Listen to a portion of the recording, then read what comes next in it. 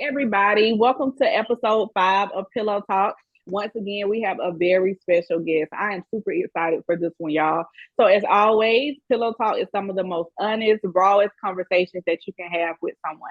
So, today I am welcomed by Jaquetta, also known as Miss T. What we call her Miss T. So, before I start any episode, I always like to tell y'all how I met the person. So, of course, oh Lord, for this one, I might have to go all the way back. But I mean, this is Mhm. a oldie but goodie. This one of them friends that you met when you was a little girl, and now that y'all grown and got y'all own kids, y'all are still close. So not only is this girl a nurse bae, but she is a mother, a friend, a daughter. And to me, she's just the ultimate hustler. When you think of Rick Ross, every day I'm hustling. To me, this is who I think of. So y'all give it up for Jaquetta. Woo! All right, Miss T, now introduce yourself to the people. Okay, so like she said, my real name is Jaquetta, but not everybody, but my close friends, family call me Miss T or T. Um, so I am, like Tracy said, I am a nurse. Been a nurse for 10 years now. Don't seem like that long, but yeah. Um, I work for Carolina Health Centers. I work with moms and babies. I really love my job. And I'm a mother of two boys. They're 9 and 3. I'm also a certified lactation counselor, so I'm all for breastfeeding, and I educate a lot of moms on breastfeeding and how to breastfeed. Um, just recently, and I haven't even really put that out there, but just recently I became a CPR instructor. So I'm gonna start doing some CPR classes for the ones who want to get CPR certified. So look forward to that coming soon. Um, and yeah, I that's told y'all me she in a was a nutshell. hustler. I told y'all she is a hustler. So, like I was saying, bet where we from, because we did not go to the same elementary school. We didn't even grow up in the same town. Both of them are extremely small towns. But bet where we are from, and I don't even think they have the school anymore. But when we were growing up, it was a school strictly for sixth graders. So that's where I met her. Um, every child from all the schools, which I love. That was the part of the school that I love, because if you didn't go to elementary school with this person, you can meet this person, and if you wasn't from the town, from where they were, you still can meet them. So everybody kind of just mixed in this pot at this school and just got to know each other. And to be honest, that's where I met some of the friends that I still have today at this one school that everybody went to. I think it was like a stepping stone to help you prepare for middle school and all of that. So that's where we met. And of course, I don't even know how we met y'all like officially. So if you're looking for that story, I don't even know it. But I know at some point, the mutual friends, everybody mingled with everybody. And it was just up from there. But of course, like I tell everybody, before we get to where you are now, we got to run it all the way back to what happened from the beginning, where you been, okay? And so I'm gonna start right there. Where are you from? I am from a little small town called Cross Hill. Um, but I went to school in Clinton because Cross Hill is so small. We don't have schools, so I And went I to want you school to in Clinton. describe how small is Crosshair. Please describe how small it is. We got like one traffic light, one convenience store, no McDonald's, none of that. No, we got a little restaurant, like a little family-owned restaurant, but none of the like larger chain restaurants. We don't have none of that. No Walmart. Uh, we did a few years ago get a Dollar General, so we do have a Ooh, Dollar General now, but that's about it. It's really small. Everybody know everybody. it's so small that you would stop at the light and you would drive through, and that's it. You just saw the and you can pass it just like I just remember like one time that. somebody was like, "You blink your eyes, you're gonna miss it." I'm telling you. Look around the corner and it's gone. So that's where you were from. Do you have any siblings? Well, I'm my mom's only child, but I do have siblings on my daddy's side. They all older than me, so I'm the baby, but I do have Lord, let me see. I gotta count them. It's a lot of them. Let's see. I have 4 brothers and 4 sisters. That's a lot. And what do you fall? Because I know I'm you the said they're all, baby. so you the baby of everybody. Okay. Mm-hmm. Well, let me know about your childhood. Who were you raised with? Were you raised with both parents in the home, like from early on? No, I was raised with just my mama. And then later on, now my daddy was always around, because we all was in Cross Hill. He stayed in Cross Hill too. So um he was always, around and stuff. But my mom and my daddy didn't get married until I was 17. Like I was older. I was in high school. Okay. And so and probably when I was about 15 was probably when he actually started living with us. Like we all was living in the same household. Then they got married when I was 17, but before then, it was just me and my mama. Okay. So at a young age, what was your mind like if daddy is literally across the street or on the next street and we hear well, did you have any thoughts or was that just how it was? Like in your young mind at that time? It was just like that's just how it was. And I didn't, like I said, I guess it was in my young mind, so I ain't really never really questioned it. And so I ain't never really questioned it for like all major events, he showed up for. I got a lot of childhood memories with him, but like I said, it was just how it was, and I never really questioned it. Now once I was like maybe 10, 12, you know, that's when I kind of realized, oh, he don't live with us. But my mama worked second shift when I was growing up. So he still used to like get me every night from my grandma's house. Like when I got off the bus, I went to my grandma's house. And then I stayed there until it's time to get kids ready for bed around 8 o'clock or something. Then he'd come pick me up and take me home so I could get ready for bed and go to bed. And then my mama would come when she got off at midnight. So before the age of 10 or 12, did you think your dad lived with y'all? Because I know you said that's when it kind of hit you like this is a different dynamic or this is, yeah, that's when it hit me, but I always knew he didn't live with us. But like I said, I guess I didn't really question it until then. Did you? I guess it was the norm. Mm-hmm. It was the norm up until then. And I was about to say, when you say question it, is that you questioning yourself, or did you actually ask mom like questions? I would say questioning myself because I don't never remember really asking my mama. Like some people like, why our daddy don't live with us or something. Now I may have, but I don't remember ever asking her that.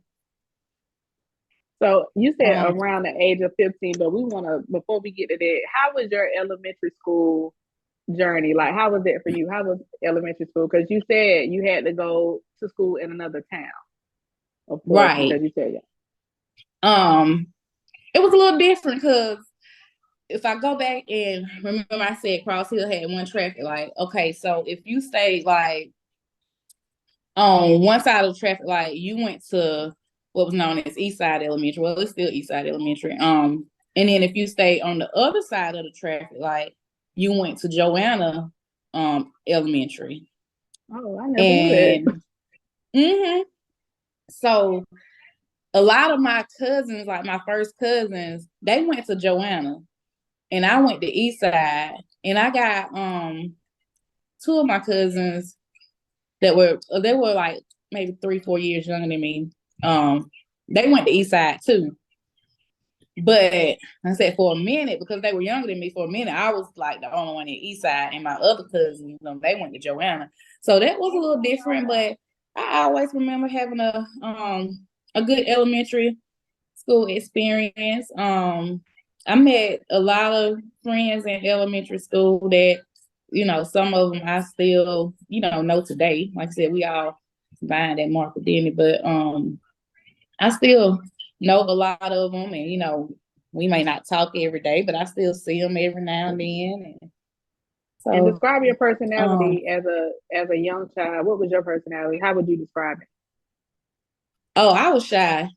I feel like I was shy. I had friends, but I'm one of them people. I feel like back then you had to like talk to me first, and then once you talk to me, then I open up a little bit. But I was quiet in elementary school. Okay. What about middle school? And this is past. This is like seventh. We had a school, of course, for sixth grade, but then this is the seventh, eighth grade. Do you feel like your personality was still the same in middle school, or would you feel like it was a little different? I feel like it was a little different. I feel like I opened up a little bit, and look, this when like middle school, he started like he got a little boyfriend, and yes, I opened up a little bit. I remember I got my first cell phone when I was in middle school. I think seventh or eighth grade. I got my first little cell phone. So, you know, I really started, you know, making friends and talking and stuff, you know, exchanging numbers. Then back then we was writing letters too. So, you know, we passing letters off in the hallway. But yes, I feel like in middle school I opened up a little bit. And you said boyfriend. So did you have a boyfriend back in middle school? I did, but I don't think it was, you know, now that I really know what a boyfriend is. Right. But back then, did you think it was a boyfriend? Yeah. I thought it was a boyfriend back then, yeah. Okay. And he was older, or was he your age? He was older. I think he was a grade ahead of us. Do you remember how y'all met?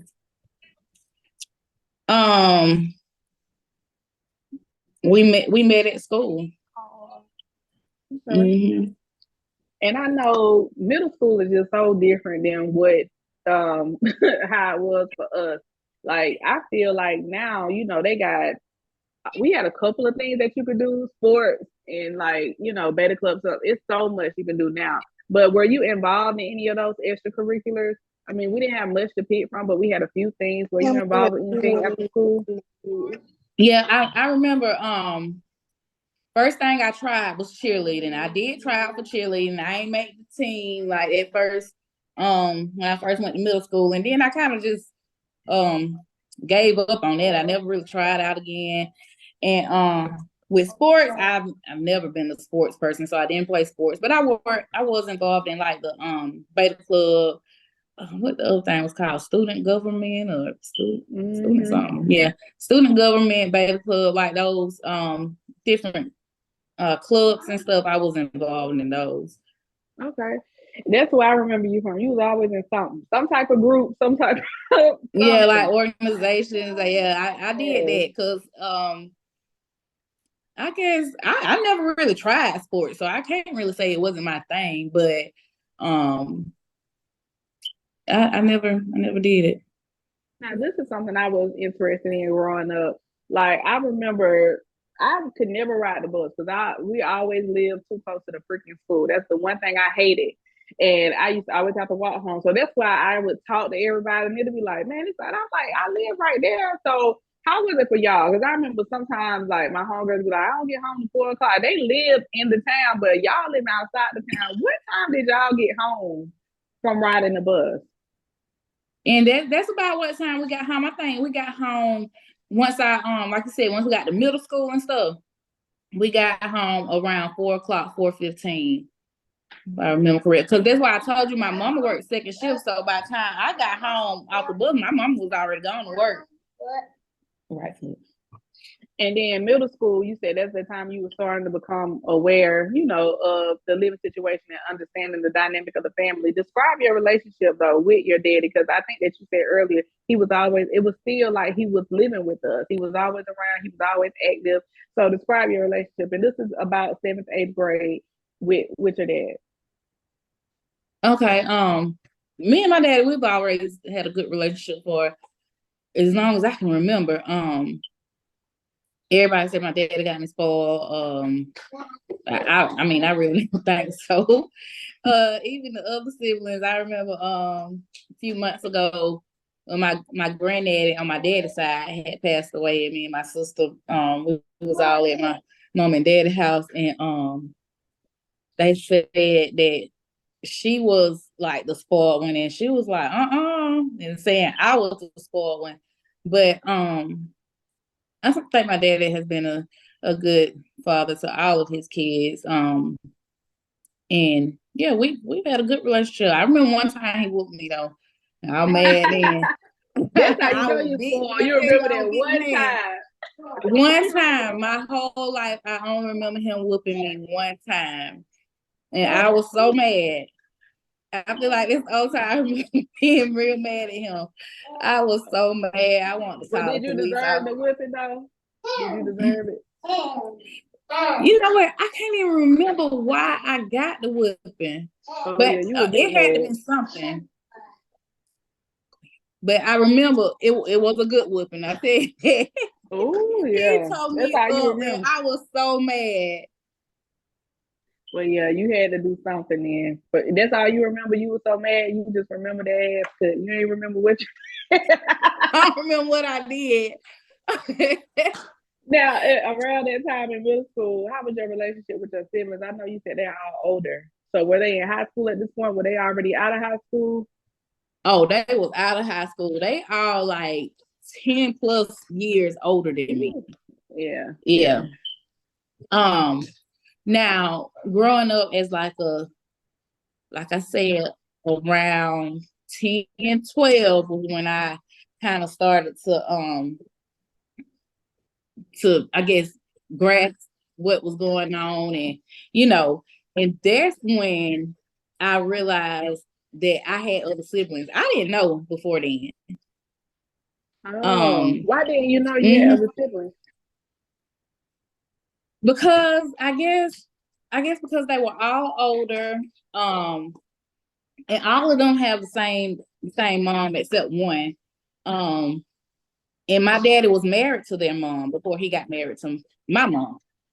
Okay. So I guess it was like a whole situation, you know what I'm saying? Yeah. But that's why I was like, they must hit it really well, because I didn't know up until like 10, 12. So did that make it difficult to establish a relationship with them then, if you feel like it was new and it was something that happened all of a sudden? It did. I'm trying to check my boy milk. But yeah, it did make it difficult. Because it was, like I said, it was new, it was different.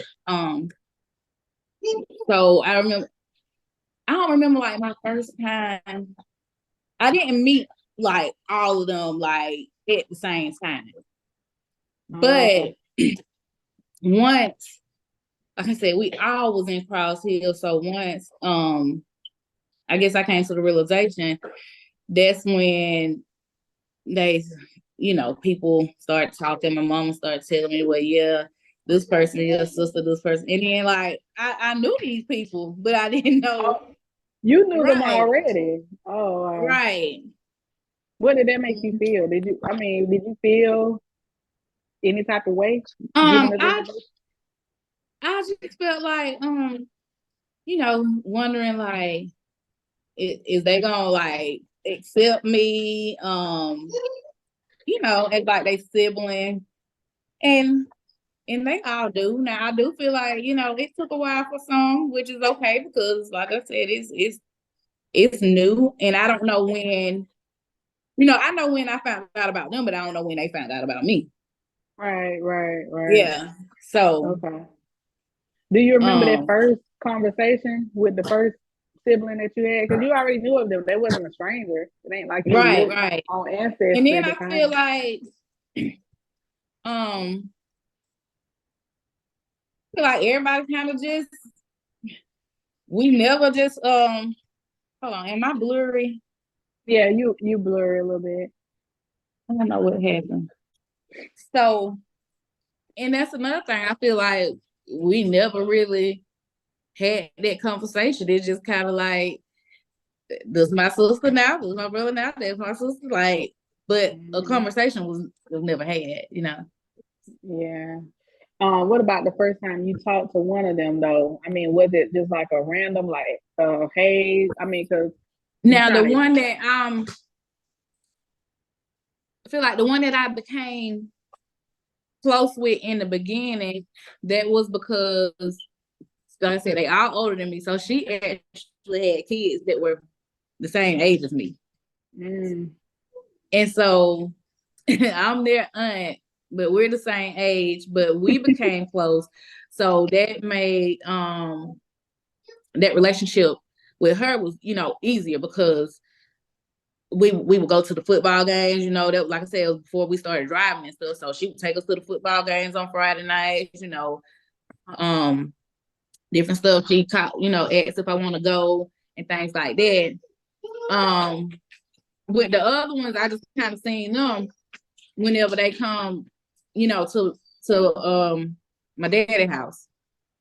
So it seems like your sister embraced you though. Like you said, she, however y'all met, you know, as siblings, it seems like she wanted to build that connection, like, and merge you into her life. Right. Okay. And then I know you said it's a lot of them, but we'll get to how the relationship is now. But back then, that's how you viewed it, you know, in your mind. Okay. So what about your ninth grade year, your freshman year? Because at 15, you said that's when things not only started to change, of course, with you, but with your family dynamic as well. So what all was going on during that time at 15, of course, other than coming to high school? Right. So 15, so I went to high school. I think I got my license around like 15, 16, right after, you know, we went to high school and I took driver's ed and stuff. And I feel like I was one of the first ones to get my license, me and a few others, after taking that driver's ed class. And I want to say it was like, it might have been second semester, ninth grade. But like I said, that's when me, my mom, and my dad started actually living in the same household. Now, was there a conversation before y'all did that? Because that's a big move. Now that you ask, no, not that I can remember. now, now that, you know, now that I'm talking about it out loud, I feel like a lot of conversations, you know, were not had, because I remember things happening, but, you know, not talking about it before it happened. But it was good. We all started living in the same house. I remember once I got my license, my daddy gave me his old car. I ended up getting a job at Wyford's in Clinton. That was my first job. And everything was good. I feel like life was good. And my mama was no longer working. Look, life was good back then. She wasn't working second shift no more. So she was at home. And how did that change with mom being at home and Now not I being at will work? say I love that. Because I got to be more involved in different things, you know, was able to stay after school. Because before then, like I said, when my mom was working second shift, I didn't really get to, you know, stay after school and do different stuff just because I wouldn't have had a, you know, a ride home because my mom was already at work. And so, and then she, you know, was showing up for different things at the school and stuff. So it was good. Now, you did say you got a car, and I'm telling you, I think you was one of the first ones out there whipping. You remember that little Honda? Yes, duh. Now, I'm going to tell you, I don't care if it appears to be like a little, rinky dink to us now, but back then that thing was like a G wagon. So I was so like not having to ride the bus, being able to kind of be independent a little bit. Like you said, you work all of this in the ninth grade. You working, you got a car. Did you feel like you had a sense of freedom in that time? I did. That's why I said I feel like life was good then. I said had a little bit more freedom. Got to, go see my friends a little bit more. And I was driving to school and, going to my friend's house after school, going to work. So it was good. We had a good time in that home. Man, and I want to kind of double back when you said that mom was home more. Did that change the dynamic of y'all relationship? Yes. Like Okay. I feel like we became closer. And I would say I hated the fact that my mom worked second shift growing up, and she told us because I said it plenty of times. And I always said I would never. Once I had kids, I would never work second shift unless I just absolutely had no other choice. Because I hated it. I hated growing up. When my, really not seeing my mom's on the weekend because by the time she got home during the week, I was already asleep. Yeah. Mm-hmm. And I was about to say that high school experience. Did you have? And now looking back, we adults now, so we're not gonna see it, but we're still in high school mentally right now on this journey of your life. Did you feel like you were in love? Was there anybody that you was dating around the time? We still in ninth grade. Is there anybody that you were taking serious or not yet? Yes. Lord, I feel like I dated this guy off and on during my high school years, and I just felt like I was so in love with him. Uh, and we had our moments. I used to be crying. But yeah, I I thought I was in love. I had a little boyfriend. Well, how did you know what love was? Did somebody teach you like about love and what it looked like and what it felt like? Or why did you think you were so in love?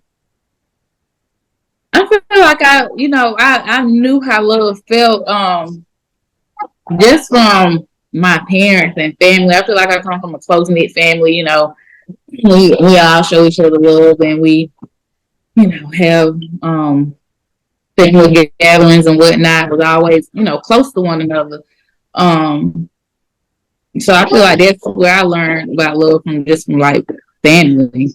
Um, and I was actually close with his family, so I guess that's another reason why I feel like we were in love. So you said you was with him off and on through your high school experience, right? Why Mhm. was it off and on?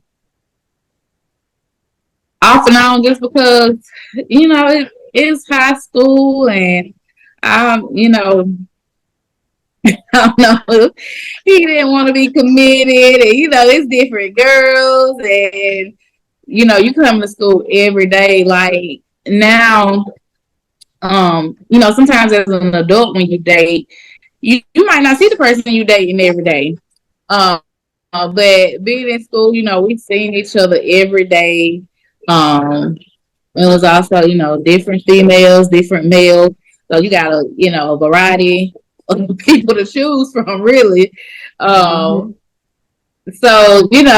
we might break up and he might got him a new girlfriend the next day. You know what I'm saying? Mm-hmm. So And then you got to see him in that help for the next day. what? So on the off times, were you talking to other people on those off times, or were you not on the times where y'all were off? I feel like most of the time I wasn't until maybe my 11th grade year. Yeah, around my 11th grade year. Um, I did meet somebody during one of them times, we was off and I met somebody, started talking with him. And then I remember my senior year, me and the guy that I had been, off and on through high school, we didn't even go to prom together. And so, um, after that, it's kind of like, I don't know, I didn't really look at him the same. Like, I didn't really want to be with him no more. And, so much had happened. And so I, I didn't like, we never went back together after, And high school. and I know in middle school you was in a lot of clubs and stuff, but what about high school? You driving, so and your mom is supportive too, and now that she's not working, were you also like engaged or involved in a lot of extracurricular in high school as well? Yeah. Still in a lot of clubs, organizations, and stuff. I remember we used to go on the beta club trips. Um, we used to have fun on those trips too. I got met a lot of friends through that. Um, so yeah, still just no sports and then, but just like organizations and clubs. But I used to go to the sporting events, Mm-hmm. and like I said, that's another thing. Glad my mama didn't work second shift, so get to do some of those things. At some point when you first get your license, it's restricted, so you still might, depending Oh on where yeah. you might, need a little ride. And so in high school, I noticed that you said the one sister that reached out, is your niece in high school with you at this time? Because you said Yeah, she I actually two nieces actually was in high okay. school with me. hmm But what does your relationship look like with your other siblings? Now with my other siblings, now I feel like it's all the same. Like I got a relationship with all of them, but back then, it's a couple of them I didn't really have a relationship with. Like speak and stuff, yeah. But as in like a close sister, brother relationship, I don't feel like, we had that when I was in high school. Um, it was just that one that I had more of a relationship with. And a lot of people say our personalities are similar. They say we're a lot alike. So I don't know if it was that or if it was because she had children that were my age. I was about to say, do you feel like y'all are alike? Do you see those similarities? I do, and it's funny because when I be talking on the phone, with it's kind of it's kind of hard to explain. Like I said, we all from across here, so my best friend, um, and my nieces are cousins. Um, so sometimes when I'm on the phone with her, she'll be like, tell me like, girl, you sound just like your sister. Like they say we even like sound alike, talk alike and stuff. Yeah. Yeah. So we're about in 11th grade. Now I always tell people around this time, especially now that I work in high school, you're supposed to be trying to figure out what you want to do with your life, right? And so for some people it was confusing. For others, they kind of knew what they, were gonna do when they got out of high school. How was it for you? You're in 11th grade. Next year you'll be a senior. Did you have an idea of what you wanted to do? Were you prepared? What were your thoughts? Yeah. I always wanted to be a nurse since I was probably like in 8th grade. Now before then, like elementary stuff, I used to say I wanted to be like a doctor, like. But once I got in middle school, that's when my grandma on my mom's side had got sick and found out she had cancer. She was in that hospital a lot.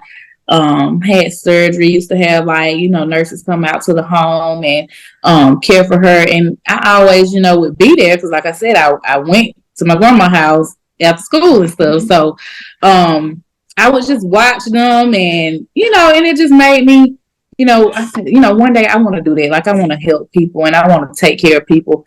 So like after that, it's like I knew I wanted to be a nurse. Now I didn't really know like what college I wanted to go to. But I was making pretty decent grades and I was trying to keep my grades up and stuff because I knew I wanted to go to college, but just not didn't know like really what college I wanted to go to. Right. Were you talking to the counselors? Like, were you active in trying to like find out what your goals were or what your plans were going to be after high school? Yep. I was. I remember I used to talk to the counselor a lot. And then I ended up my first year of college. I ended up going to Charleston Southern. Not sure why. I'm trying to think like why I picked Charleston Southern because I remember going on like trips, visit different campuses, and I remember going.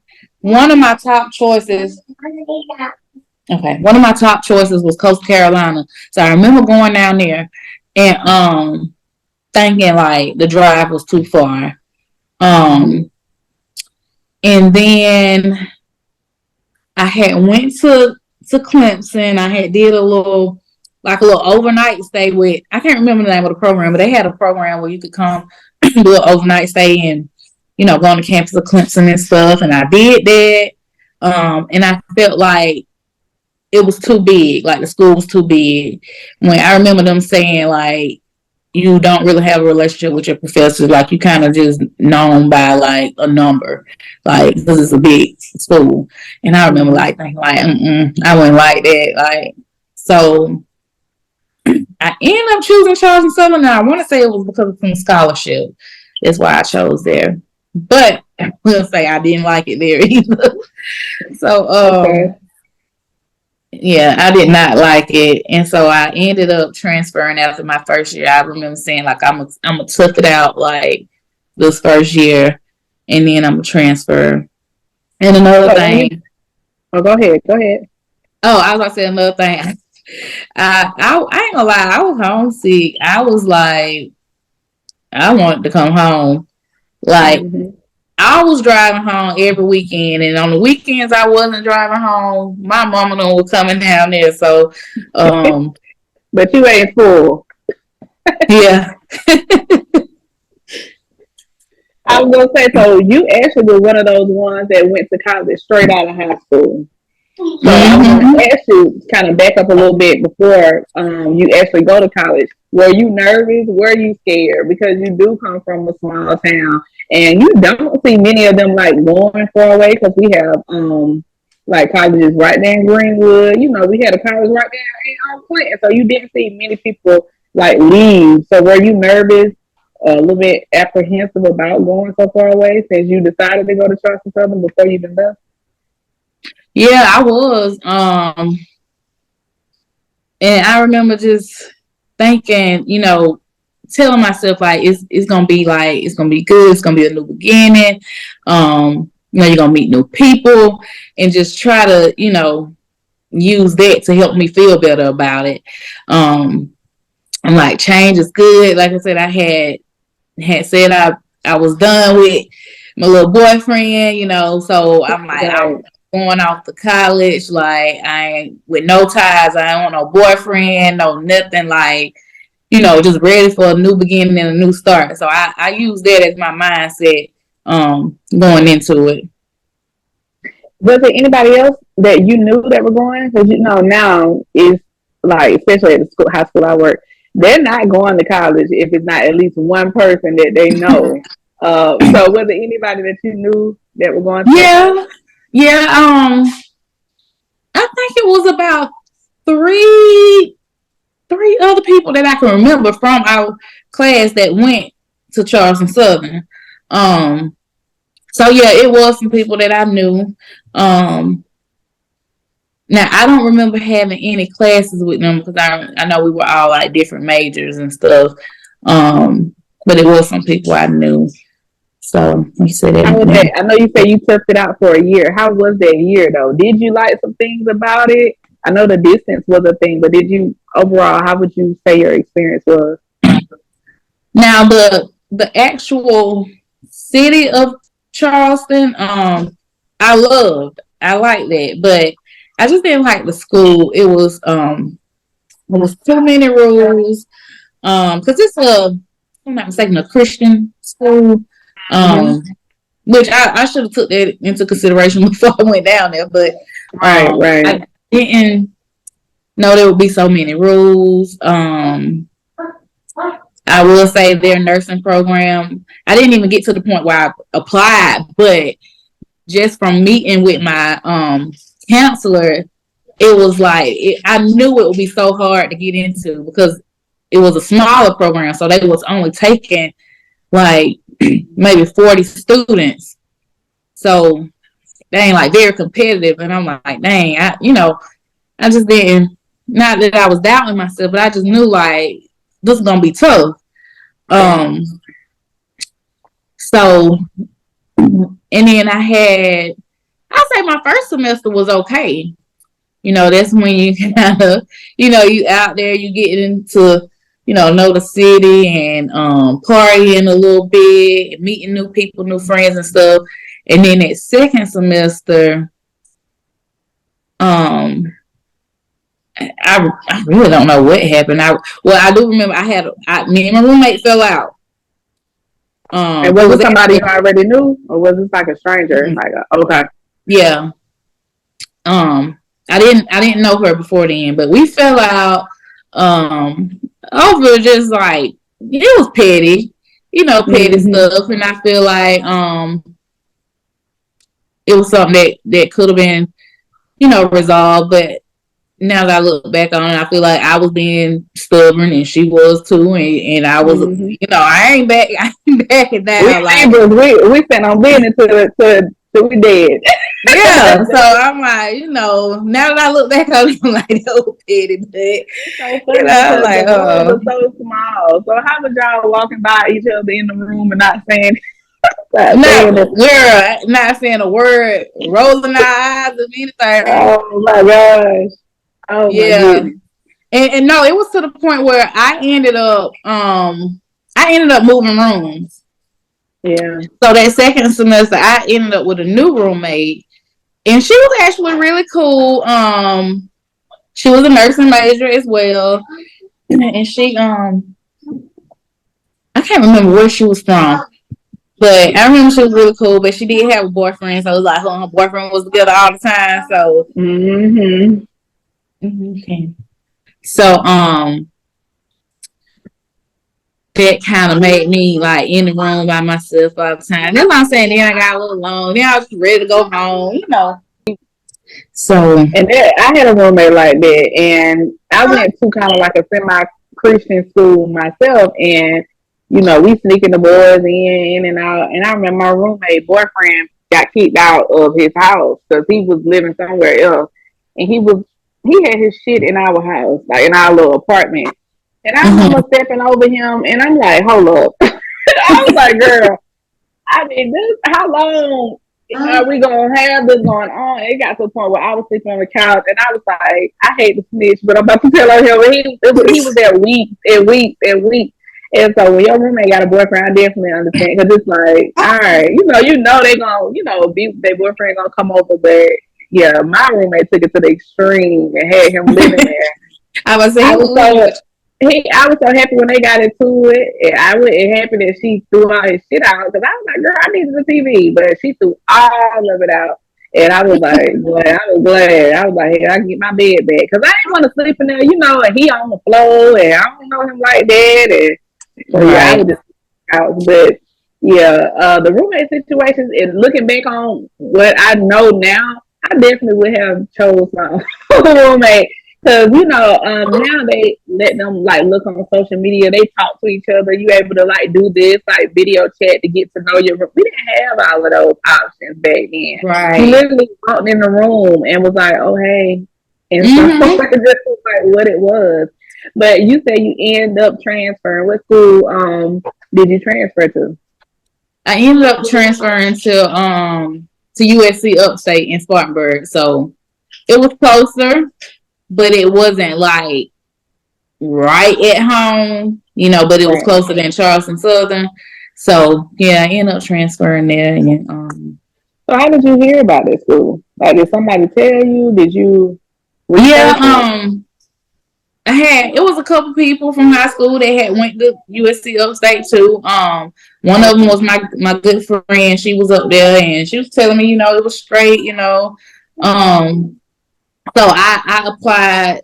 I remember I applied to Lander, and I applied to USC Upstate, and I was like, I'm gonna go to one of those, and I ended up not choosing Lander. Look, just because I didn't want my mama to think I wanted to transfer back and go to Lander just because I had a little friend in Greenwood. So I was like, I'm gonna go to Upstate. So now that you say that, you say you got a little friend. When did you meet this little friend? Because you said when you left out of high school, you was done with the other one. Which do you think, looking back on now, that I mean, he was immature? Do you feel like it was an age thing, like he didn't really know? Because you trying to have like a 15, 16, 17-year-old boy be in like this committed relationship. How do you look back on it now? Right. Yeah, and that's how I feel like, back then it's just hard to get somebody that age to be committed. I mean, it's hard to get some people our age now to be committed. Hello. Let alone, Hello. yeah. Yes. Let alone, So that's why I feel like our expectations back then is so high. Like, yeah, like you said, now that you think back on it, you like, yeah, that was crazy for me to want him to do that. Right. So when did you meet your little friend? Was it your first year in college? Because I know you said you were coming home every weekend. Right. So let me go back a little bit. So remember I said around my 11th grade year. Yeah, you did say you met someone. I met someone. That's why you shouldn't take no little friend that I had met during one of them breaks. So but me and him, we wasn't together when I left for college either. Like I said, I was going down here like on a clean state plate. So but we started back talking 2010. Because like I said, I left to go to college in 2009, and we started back talking in 2010, like my second semester of college. So, I mean, you know how parents are. You just want to get back up the road because that's where that boy is. And I was like, I ain't gonna go to Lander just for that reason, because it really wasn't. I mean, I could say maybe that might have been about 15-20% of the reason. But look, the other 80% was because I was homesick. I just wasn't feeling it down there. Mm-hmm. So I ended up at Upstate. Okay. And you said it was a couple people, although you didn't choose Lander, it was a couple people in the Upstate that you already knew, right? Was it some people in Lander that you knew, or no? Not that I can remember. Okay. Because I know Greenwood is very close to Cross Hill, so I was thinking maybe some people you knew went to Lander as well. But how was that? Because it's not your first year. You're not a freshman when you transfer, right? Okay. So how was that year? It would have been considered your second year. How was that year for you? I feel like was it easy to get Mm-hmm. acclimated? I said, was it easy to get acclimated from everything? Because it's a whole new school, so I'm sure it's structured a whole different way. Right. But it was definitely a decision that I didn't regret. It was more laid back. I met a lot of friends. And like I said, my best friend was already there. So actually, I never stayed on the campus of Upstate. So I don't know what it's like to stay on their campus. Because by the time I went there my second year, me and my best friend, we had got us a little apartment. Mm-hmm. Not that time. Yeah, so like I said, it was good. We met friends, and it was just like a more, I feel like, laid back atmosphere. Like, everybody was like friendly. I ain't never really meet nobody that, I just didn't like. And we were still partying, and then I think that's after my second year. That's when I applied for the nursing program.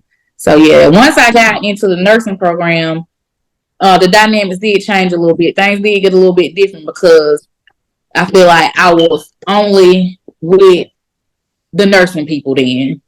So Okay. like all it's kind of like the school of nursing is on the campus, but when you go to nursing school, you just in the class with people in nursing school. That's who you with all the time, and so that's what all your classes in like that one building. So I was never like on the other side of campus or and things like that. Mm-hmm. So it made it a little bit different, but not in a bad way. I still made friends in nursing school. I actually saw one of them last weekend, and I ain't seen her since we graduated. And I saw her last Yeah. weekend. So at Upstate, did you have any other friends that was in the nursing program too, or was it all new people that you had just met? Well, they were new friends. I wasn't in the nursing program with nobody that I previously knew.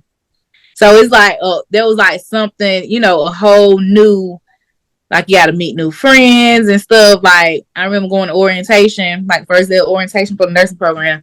I didn't know nobody, Hmm. so it's kind of like, going into college all over again.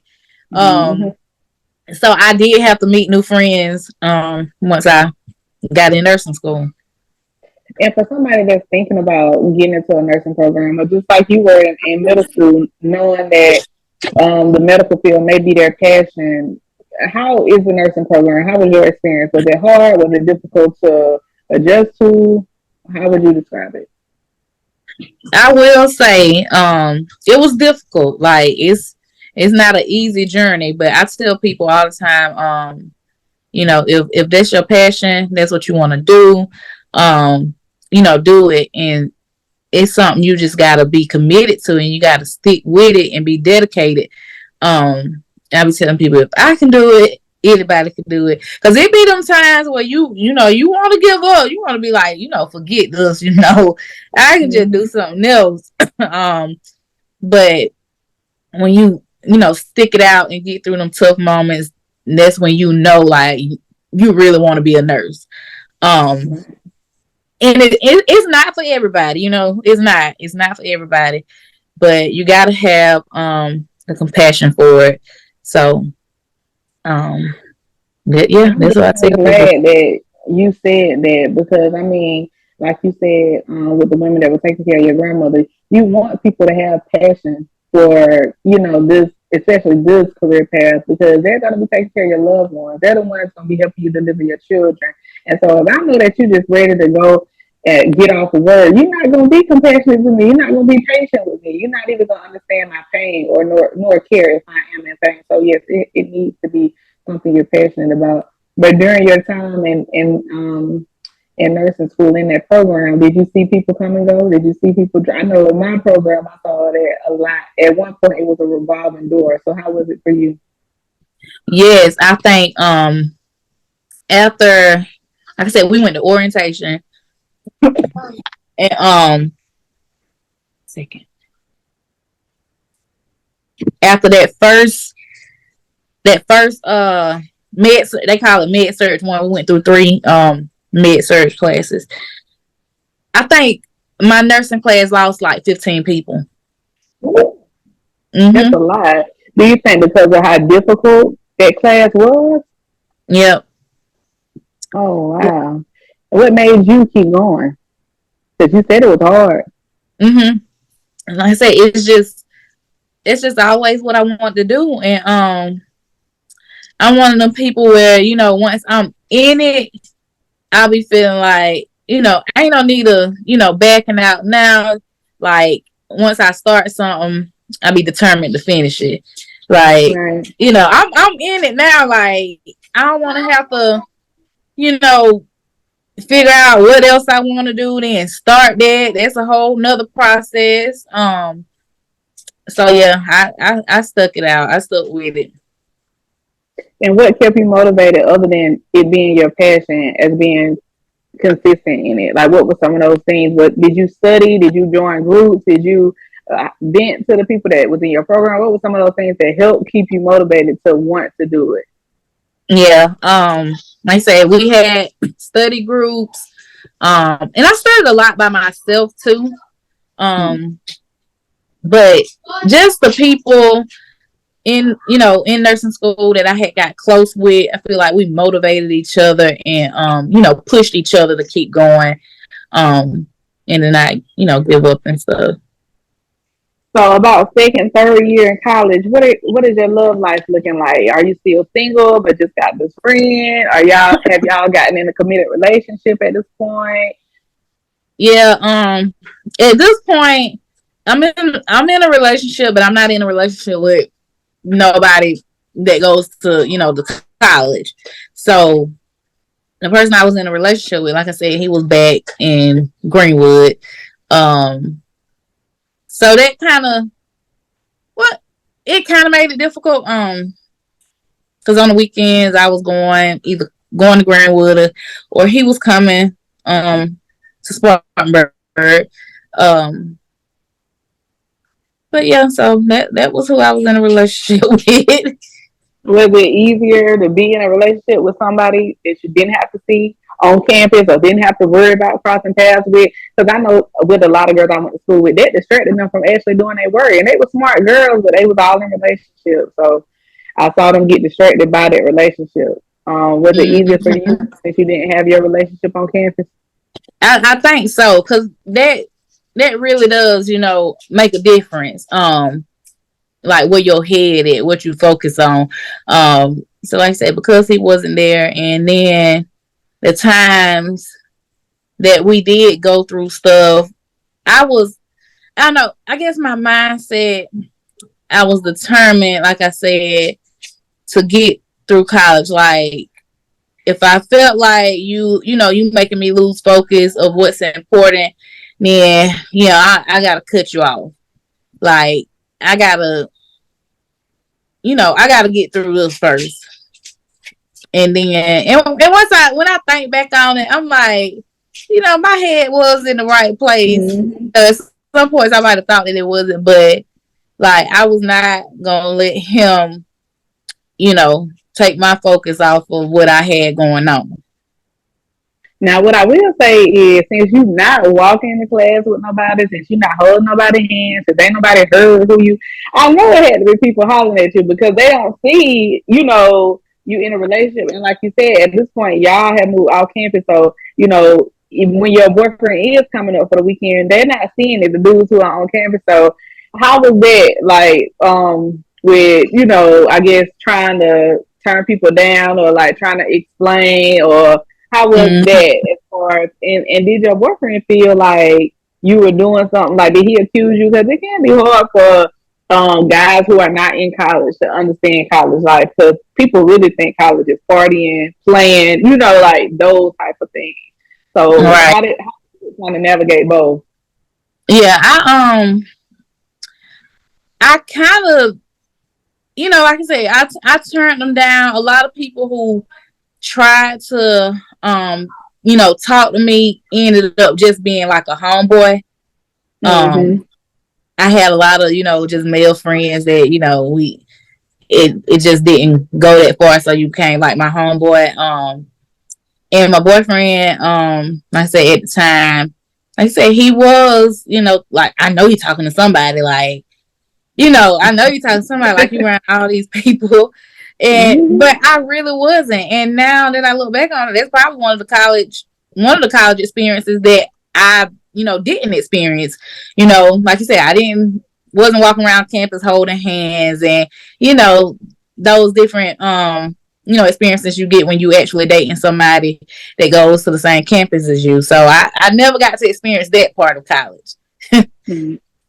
So, as you graduate, are you prepared for life after college? What I noticed is that it's like a toss up. Some people are and some people aren't. So then I find people got degrees and they sitting on them, so to speak. They're not really doing anything. But what was your mind at as you're about to graduate college? Do you have a job lined up? Do you have somewhere you thinking about going, or kind of are you in limbo? You don't know what you're gonna do. What were you thinking as it is getting closer to graduation? So as it was getting closer to graduation, I didn't have a job lined up. I was mostly focused on how I was gonna pass those NCLEX, the exam to get my license. And so I did, like I said, I was in a relationship, so I had decided that I was gonna move back home. I actually moved back home, my last semester of college and drove back and forth. I moved back to my mama's house because I knew I was gonna graduate that December, so I didn't want to renew a lease for an entire year because I knew, I wasn't planning on staying there. Mm-hmm. So I moved back home that last semester, drove back and forth, and then I graduated in December.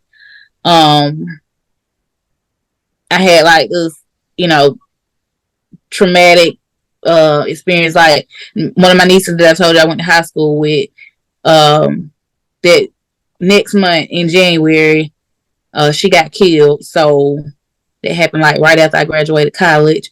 And then by that point, once I graduated, I actually had moved to Greenwood. I had got my first apartment with my boyfriend after I graduated.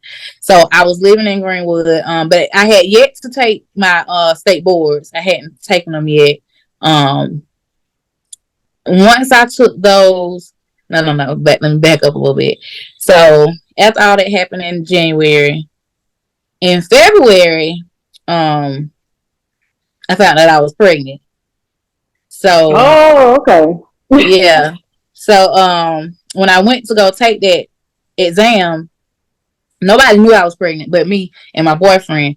And I didn't even tell anybody I was going to take the exam.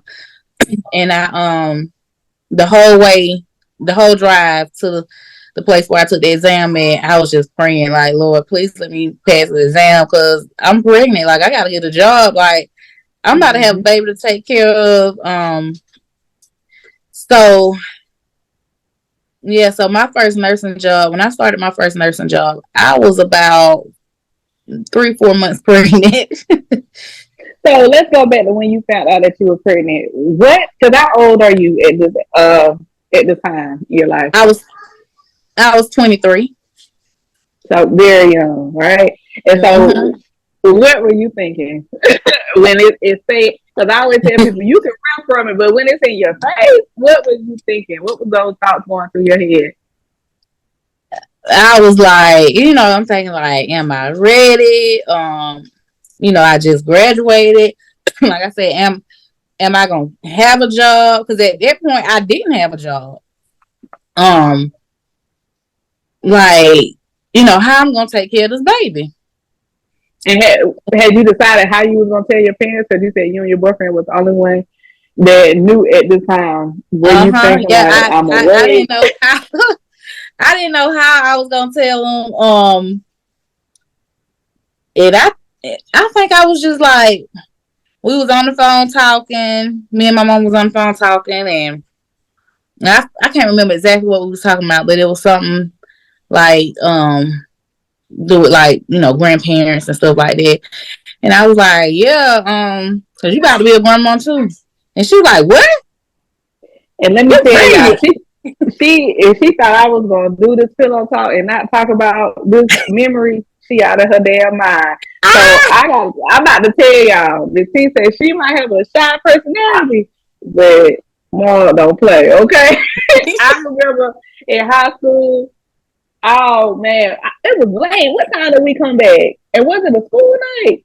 I don't even know. It was late as hell. It was that night. It was that evening. I had like a beta club banquet. Oh, okay, because I know it was late, and she talked about ride with me home. I'm scared too. I'm like, shoot, yeah. My whole mindset was like, I take Teresa with me. Like, she ain't gonna say nothing. She ain't gonna do nothing. Like, embarrass me in front of my friend. Well, so in my mind, I'm like, well, shoot, I don't feel like going home. Yeah, let me, Miss Timor always cook and everything. My mom, it was doing hair, so she went never at home either. It's kind of like the second shift, but worse because she don't know when she coming home, so she don't know how many hair she got. So I'm like, okay, well, yeah. When I tell y'all, my heart probably beating worse than hers because I'm like, oh Lord, I'm acting like I'm getting trouble. We pulled up to the house, and I don't know if you noticed, I was like, I'm gonna get out here. No, I ain't gonna get out right now. But wait. I always tell people, I feel in my head, I don't know if this was true, but in my head, I saw her mama like Mike Tyson be when he be when he ran somebody at that door. I was like, man, I was like, I'm about to sit in the car. She tried to get out that car like went there and rolled. I was like, oh. Yeah, we had been all over Clint after school, and I supposed to have went home and got dressed for that banquet. Oh Lord! If I ain't found out, I found out that day that her mama does not play. But in the back of my mind, I'm thinking, this is a mama who cares. Because everybody, a lot of girls that I hung with, they mama didn't care. They mama didn't even know what time they were getting in the house sometimes. So I was like, oh yeah, she on your ass. That's a good thing though. So when you told her like you might be a grandma, what was her reaction? Like it was like, I know you ain't pregnant, and I was like, yeah. But she didn't she didn't take it too bad because I think because I had finished school. Now if I had still been in school, she might would have tried to 2-piece me again. But what was I about to? I was about to say. So, did you tell her after you actually passed the test, though? Yes, Okay, it was after that. Mm-hmm. Yeah, okay, so you did pass it. So I took the test. Came back down the road. I remember that day. It was like pouring down, raining. After I got done with my test, I walked out the place, and it was like pouring down. And I remember I drove down the road, still praying the whole way, like, look, because I just didn't know like what I was gonna do. And so, they it's like this little. They say it's like a little trick that you could do to see if you pass the exam instead of waiting to get your results. So when I got home, the dog barking. When I got home, like I said, I called my boyfriend. I was like, I don't know if I should do this trick or not. Like, it's the trick where if you go on the website to register for the exam, they say if it lets you like register to take it again, then that means you didn't pass it. But if you get like an error message saying that you cannot register for this exam because it's been, previously taken or something to that nature, then that means you passed. So he like, do it. Like, just do it. Cause he's like, I know you ain't gonna be able to rest till you do it. Just do it. And I was like, okay. So I pulled out my laptop and I went on there and tried to register and got that little pop up. And oh my God, it's like, I don't know, like a weight had been lifted off my shoulders. Like I just jumped up and I was so excited. To like know that, that was behind me, that part. Like I know I can get a job now. Like right. I know it wouldn't be hard for me to get a job, but it was just passing that test. And I'm not a good test taker. I feel like I get like test anxiety. So I was like, man, I was so nervous. But then I started putting in applications, got me a job, hid my pregnancy doing that interview. Yeah, baby, I tell you, I had like my little clipboard and I sat with the clipboard like right in front of me the whole time. And they hired me. And then like after they hired me, I went through orientation and everything. That's when I told them I was pregnant, and they ain't give me no hard time about it, which I feel like at that point they couldn't. So that's how I started my first nursing job. And so was that at a hospital? Was it at a private agency? Where was your first job at? It was in the hospital, and I always said like in nursing school I had some friends that they wanted to do like ICU or pediatrics, labor and delivery, whatever specialty they wanted to go into. That's what they wanted. But I always said I wasn't gonna be picky about my first job. I was just gonna start. Whoever was, willing to give me a chance and hire me with no experience out. That's what I was gonna do. And so I got a job at the hospital. It was on like a med surge slash oncology floor, so they got a lot of the cancer patients, which go back. I said my grandma had cancer, so I ended up doing that. Ended up getting a certification to administer chemotherapy.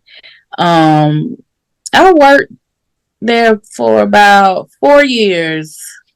And it was good. I met a lot of people, a lot of good people. I had some good times. I worked night shift 12 hours. Yeah. Now, how was that? Because I know you said that you didn't want to work second, but how was that working 12 hours? And I mean, at this point, you said you worked for 4 years. So at some point, you had your child. Was that difficult for you? Now I would say I'm so thankful for my mama, because when I had my baby, she was like, I'm gonna keep him for this first year, you know. So she didn't work for the first year after I had him. She kept him while I worked. I used to hold on 1 second. Mm-hmm.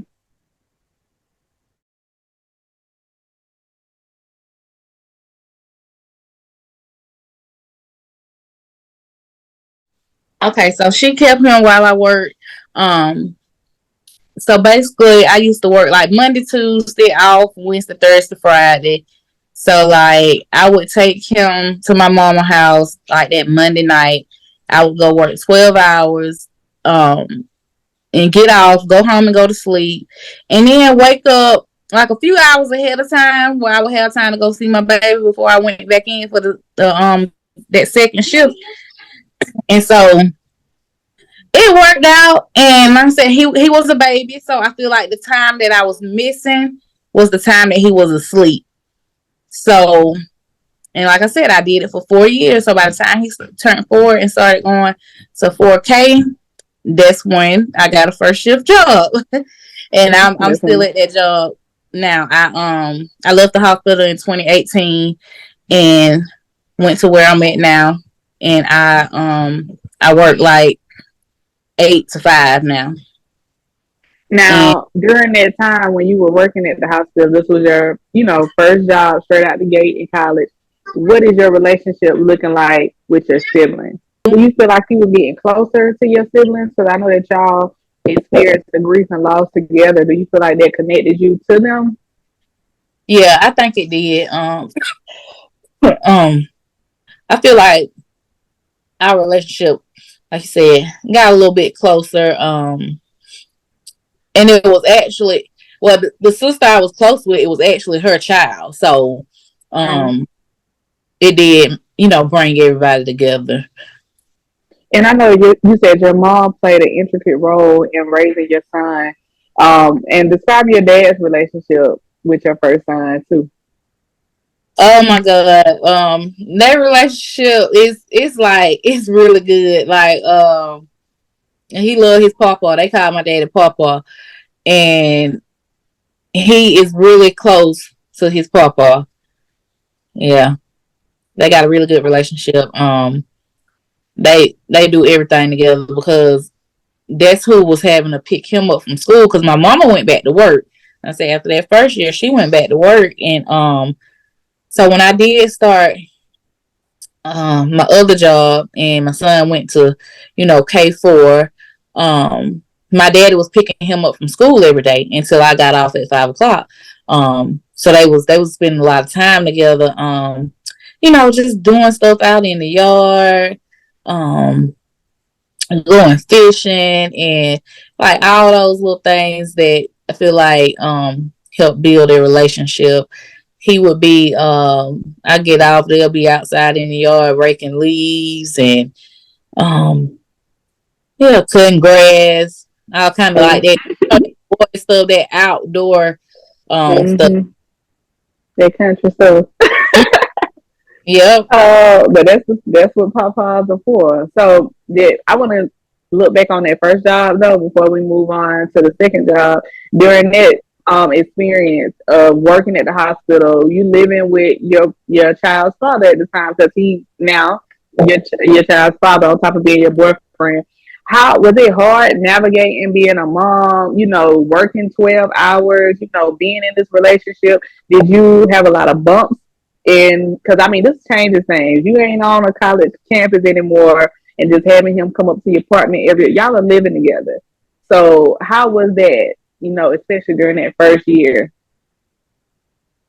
Um, it was good. I feel like up until I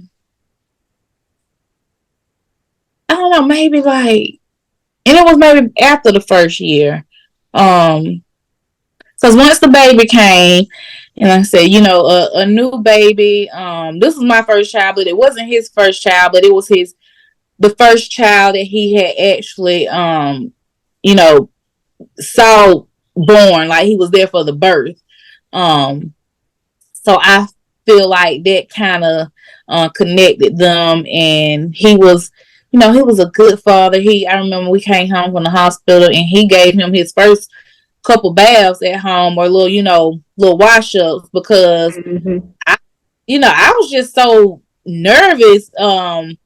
And he's the oldest of like 5 siblings, so he he used to give his siblings baths and stuff. So it was nothing for him to just take the little baby and just wash him off and stuff. And so he helped me good with him. But, and this may sound crazy, like I said, my mama kept him at night while I worked, because I don't know how well he would have done with that part of it. Right. Yeah. Or just the waking up in the middle of the night and stuff. And not just, I don't want to say I didn't trust him, but it's just different for a man, and I know how hard he sleep, and I couldn't do it. Yeah, I did the same. I know I did the same thing.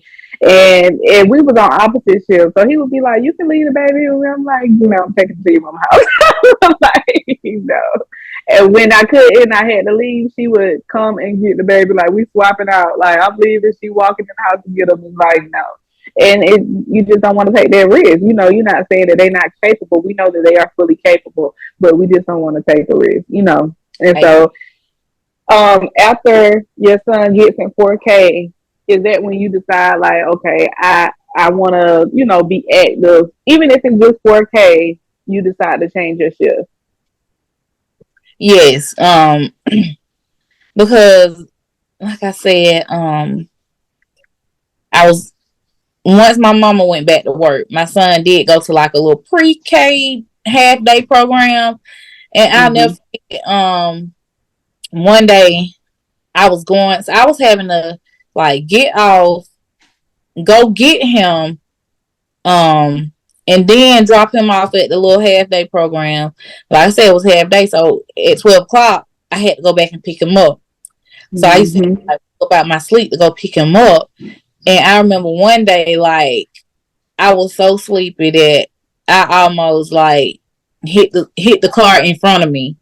The car was like down a turn, and like I said, you sleepy. It's just like your mind, everything moving slow. I felt like, because by the time they was going down the turn, like I had to slam on brakes so hard that the front end of my car was like, like doing that. And I said then, like, this ain't gonna work. Yeah. So yeah, I was too tired, and so that was one of the reasons that made me, leave that job and get another shift. So did they not have a first shift at the hospital available for you? Because I know you left the hospital after 4 years. Or Yeah, now did you just want something different? it's hard to get like a first shift 8 hours at the hospital. Okay. So I could have got like a day shift, but it still would have been 12 hours. Okay. And I really didn't want that. So that's why I went, somewhere else, and now I get off at like 5. And my job now is very flexible. So it's like if I needed to get off earlier, I can. Whereas if I was at the hospital, and I needed to leave. Like, I gotta have somebody to cover my shift. Like, I gotta have, Yeah. here to take care of these patients. I can't just leave. Um, and now I have like, I have like my own caseload, my own clients that I go out to their home and see them. So if something come up with one of my kids, I can just text my client and be like, can we reschedule? Or I'm gonna be a little late today, so it's very much flexible. Oh yeah. How did you hear about this job, the one that you have now? When you first left the hospital, how did you hear about it? That's the thing. I was on Indeed and just scrolling through Indeed just to see what was out there, who was hiring, and I saw the posting and I was like, that sounds interesting. Like, I had never really, heard of it. But I applied. They called me for an interview. I went and interviewed, and they hired me. And well, I've been there ever since. Like, I love working with the moms and the babies. Because when I did say, I wanted to be a pediatric nurse. Eventually, like, I didn't care what my first job was, but eventually I wanted to work with kids, and so now, that's what I'm doing. Okay. And what are your job responsibilities? What exactly is your role? Okay, so my job title is a nurse home visitor. So I go out in the home, first time mom. So it's everybody I see is their first baby. Well, it's more of nursing education. Not too much hands on like you would see in the hospital, like putting IVs in and stuff. I mostly just go out, educate them, on how to have a healthy pregnancy, because I start going out when they're pregnant. But I, help them have a healthy pregnancy, make sure they're keeping their doctor's appointments. And like I said, I'm a lactation counselor, so I do a lot of education on breastfeeding. I got some moms who just don't want to breastfeed, and that's fine too. I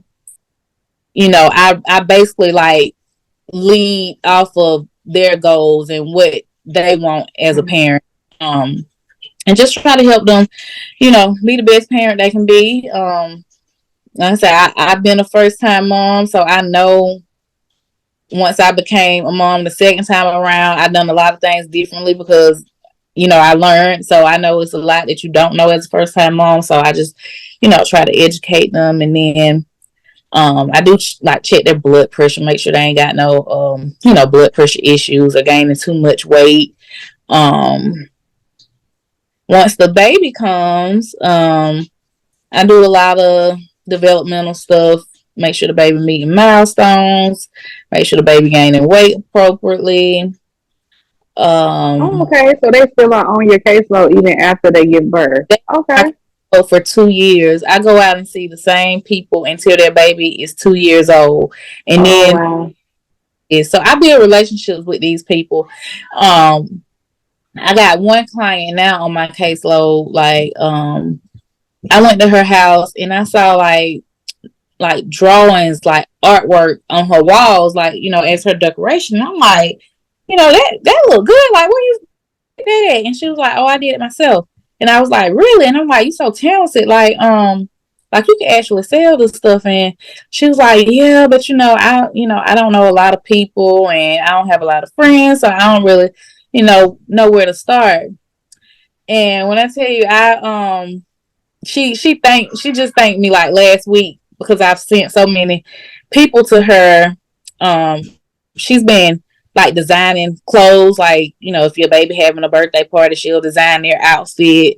And she's very creative, very talented. And I was like, just, put your work out there. And I was like, you know what?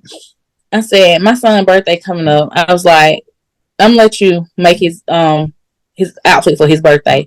I said, just freestyle. I don't really know what I want. I trust you. Just freestyle it. And she did so good. And she's gotten like so many orders and stuff off of me just posting my son's outfit and just telling people about her. And like they've been coming to her. And she was like, she was like, most of my clients either heard of me from you or from somebody else that you sent.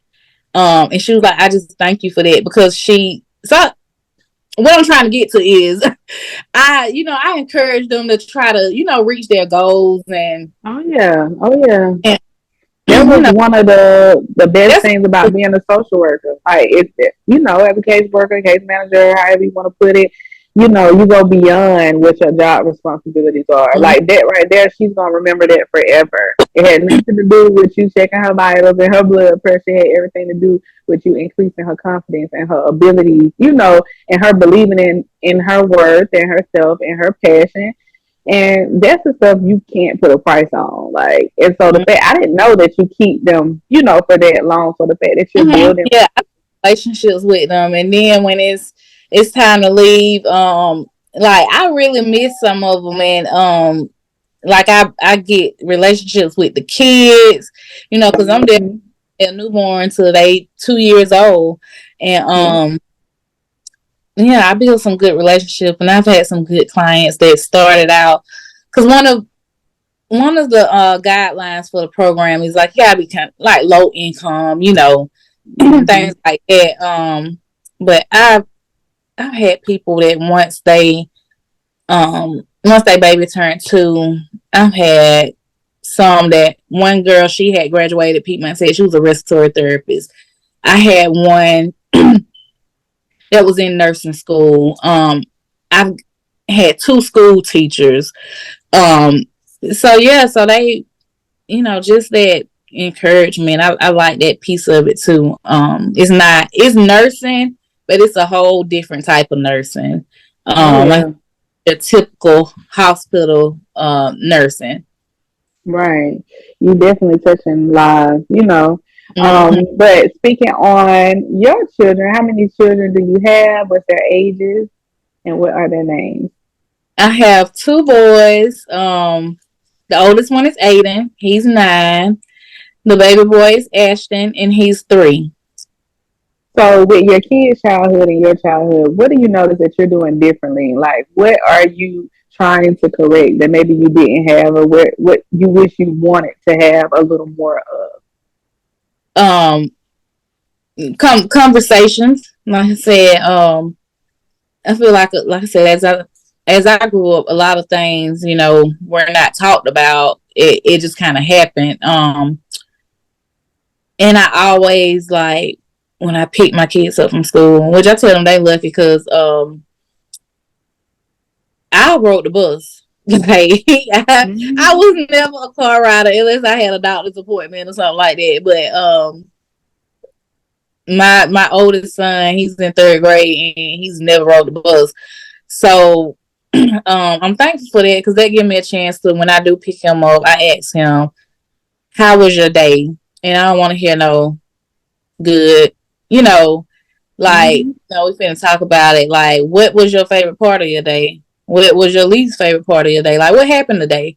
And so I talked to him, let him know that it's okay to have feelings. I want him to be able to come to me and talk to me.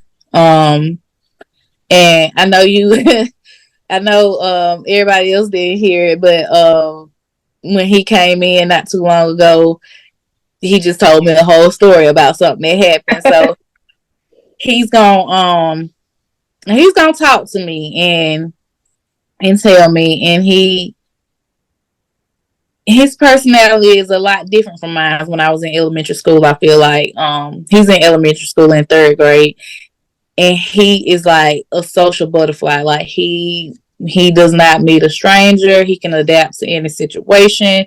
He makes friends.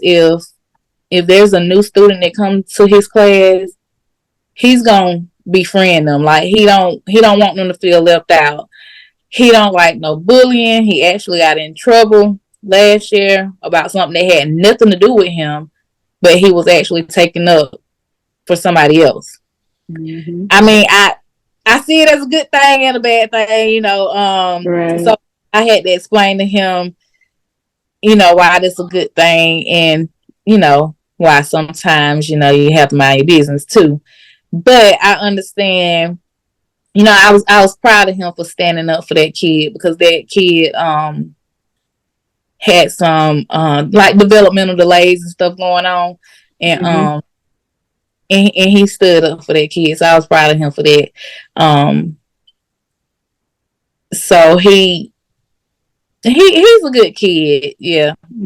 And I tell people all the time, I love his personality. Like it's different from mine, but I love it. But I noticed that you do advocate for your kids in the school too. Is that really big for you to be present in the schools? Yes, when I tell you, they know me, and I'm an advocate for mine. My son, his kindergarten year was not good at all. This teacher, for one, she was a young teacher, and nothing against young teachers, but this was a young teacher that doesn't have any kids. I want to say it was like her second year teaching, and he's teaching kindergartners, and I just feel like she didn't have the patience that was, needed to teach kindergarten.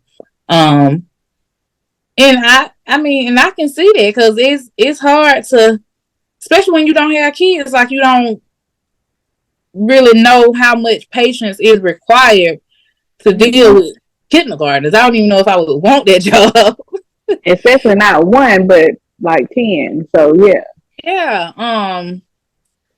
So she just, and because he's so social, I just feel like she didn't like his personality. Like she just wants you to sit down and be quiet. And don't get me wrong, I would get on to him too, because there's a time and a place. You're not gonna talk while the teacher talking and things like that. But he's a very smart kid too. So she basically was like, yeah, he need to sit down and just be quiet and let the other kids answer questions and things like that. And I was like, everybody raised their hand. You call on who you call on, but I'm not gonna tell him to just sit down and be quiet, because like he needs to like express himself. Like if he know the answer, I want him to be able to raise his hand and say the answer. She made it seem like since he already knew this stuff, and since he was ahead of everybody else in the classroom, just sit back and be quiet. And she just didn't like it, and me and her butted heads. And then one day she had it was a Christmas party at school, and my son has allergies too, so I sent his stuff for him to eat, because everything on the list that they was having is like he couldn't have it. So I sent his stuff. Right. And when he came home, he still had the stuff in his book bag. And I'm like, why you didn't eat your stuff? And he was like, my teacher said I couldn't, and she said I couldn't have my party. I said, so what did you do? He said, I just sat there. So I was furious, because I'm like, you sat there while the other kids ate and she didn't give you nothing? He was like, no. He said, I wanted a juice, but she didn't even give me a juice. She said that I couldn't have my party because I had been talking too much. So I'm like, what? Yes. Now, I did say I was quiet. But all that went out the door. Yeah. All of it. So I was like, man, ain't no way this lady, like, you just don't do that to kids. Like, you don't sit there and let other kids eat in front of a kid. Like, you just don't. I don't care what the kid did. Like I said, if anything, if you felt like he didn't deserve his party, send him out the room. But he has to eat, though. But don't let him, even if you ain't gonna let him eat, send him out the class. Don't let him sit here and watch other kids eat and drink. And he can't have nothing. And he can't even have what I sent. Like, girl, you didn't even buy this. I bought this. Right. So, boy, I went up to that school, and it was not good. And after that, I just stayed on her, and I felt like that's why she didn't like me. And I feel like she was taking it out on him just because I stayed on her so much. Why do you think it's so important for you to be active in the schools? Say that again. Why do you think it's so important for you to be active in the schools, especially when it comes to both of your children? Because even though your smallest son is only 3, right? But I'm sure you'll be the same way. So why do you think it's important for you? Because I'm just like, it's just so much go on in the schools today, and you do have teachers that mistreat children, and I just, not on my watch like you. And then I feel like when you active, a lot of the schools have more, respect for you, and they do know, like, oh, his mama gonna come up here, his mama gonna be and it just shows what type of parent I am. Like, I'm involved, and I want you to know that this one right here, got somebody that cares. Like, I'm gonna be on here, make sure he doing right, but I'll make sure you doing right too. So long story short, I got him out of that school, and I'm not saying nothing bad about the school. It could have just that one teacher, but it was just so bad that I just didn't want to take a chance of him going back. So he went to a different school, and that's where he at now. So he been there like first grade, second grade. Now he in third grade. It's a great school. They know me too. And I'm all about communication. Like, and that's what I was trying to tell the kindergarten teacher. Just communicate with me, and good. And once I got to this the school he at now, every teacher he's had has been great with communication. They let me know what's going on with his allergies. They actually, like, I don't even have to send nothing. They make sure that they have stuff that he can have. And I really appreciate them teachers for that, because they don't have to do that, because like I said, the previous so they don't have to do that. And his one teacher got last year, the teacher actually found somebody to make him cupcakes, because my son allergic to milk, so he can't have anything that contains like milk products. So most of your cake, cookies, stuff like that, he can't have. But she found somebody to make him some cupcakes. And when I tell you, my baby was so happy, like, that she just, like, that one little nice gesture that she did. He was so excited to tell me that he actually, that was probably like his first time having cupcakes at a school party, because usually he can't have them. And she do know, because I let her know, how thankful I was and how excited he was to, that showed that she really cared. Yeah. So we nothing but good experiences at this new school. So that one bad experience. My baby, he used to come home like almost in tears, like, because of how that kindergarten teacher was treating him. And I just want to. I mean, it's a difference. Like, you see a difference in your kid when they're not happy at school. They come home different. You start noticing slight changes.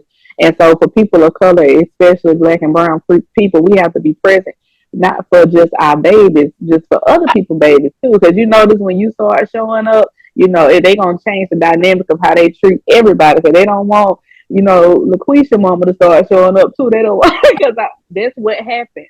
Because I remember when I was the first Black parent on a field trip with my baby in kindergarten, and then this year it was another Black parent. That's what happens. Like, we have to be present in our school just to show, and advocate for our kids, that they don't feel like their parents, and not that their parents don't care, but are too busy, or don't know, like you said. But communication, a conversation, it really can dissolve so much chaos. If you literally just talk to somebody, and have a conversation with somebody. It doesn't have to get that intense. So I know that we didn't go over your last relationship in depth, but you said that 4 years that you were working at the hospital and you were living with your child's father, and y'all was in a relationship. How long did that relationship last? Ooh, that relationship lasted off and on for Look at the about baby. um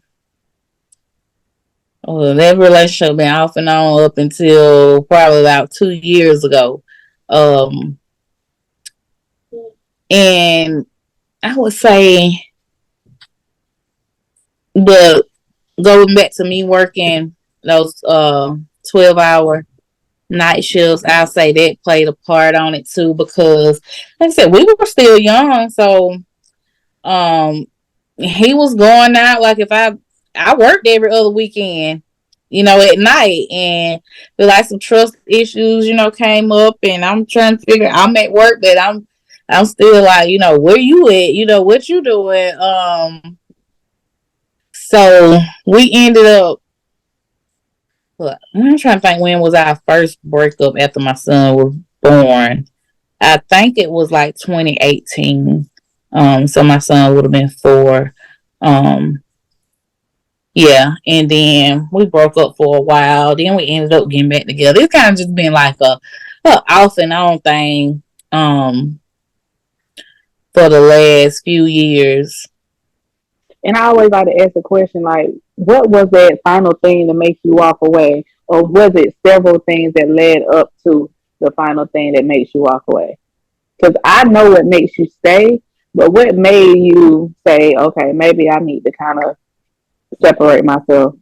Yeah, and I feel like what was up with us, it was several things. Like I said, it's been off and on, so it's like just like things just building up one on top of the other, and um, eventually, how I thought I was forgiving him for some of the things, but then I really wasn't, because it's like some things that I just like can't let go. Like I still would bring it up, and so I feel like just so much has happened. Now we've had some good times, Mm-hmm. but so much has happened like over the years.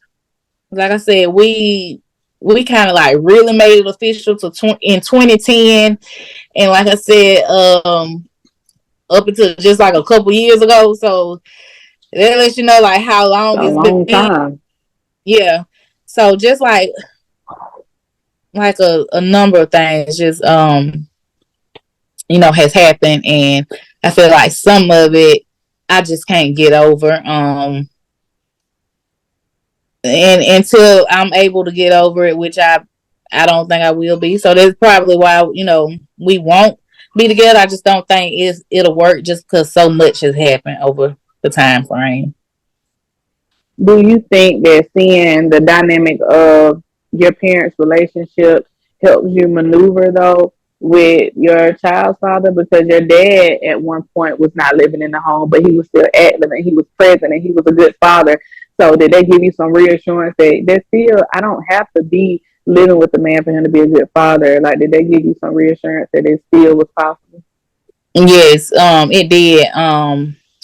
Because at one point when my baby was, smaller, I was feeling like, I want this 2-parent household. Like, I want this for my baby. But like you said, as you get older, as the child get older, you realize like, we don't have to be in the same household to be good parents. Like you can still be a good father, I can still be a good mother, and we don't have to be together.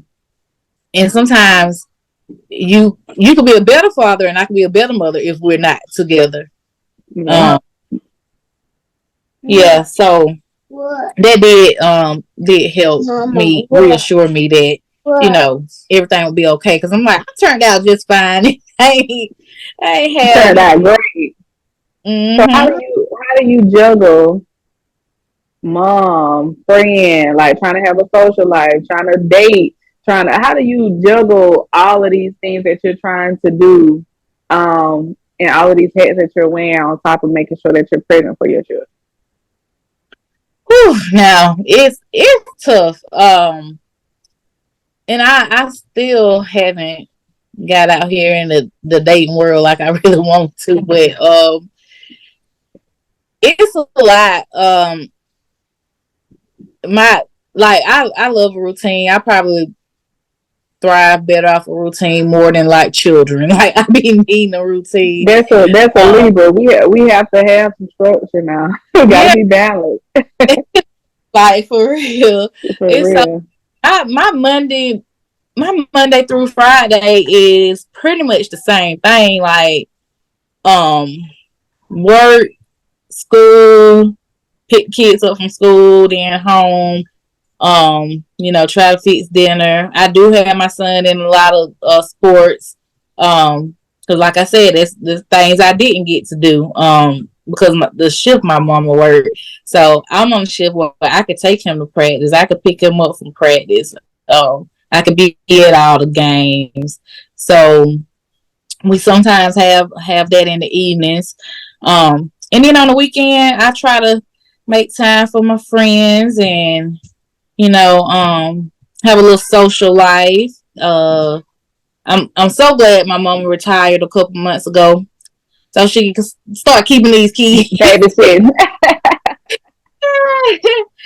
Yeah, so she retired like in November, so I plan to get more out here in the have a more social life and get out here and see what's popping. um, but yeah, so it's been good. It's just it can sometimes become a lot. Like when it's bedtime, I'm more ready than the kids. Like Oh yeah. Oh yeah. yeah.